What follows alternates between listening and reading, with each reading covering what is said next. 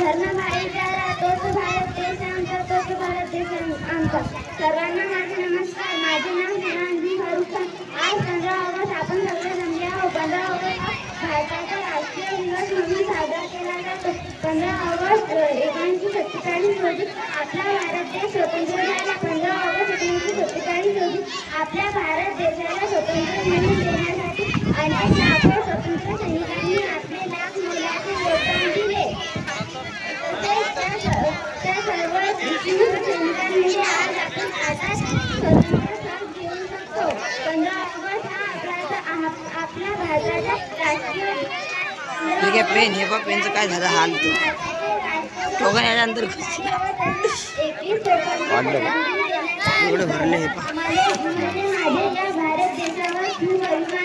किती काम त्याची ठेंदू का कशावर ठेवतो लॉक करेल आहे। ए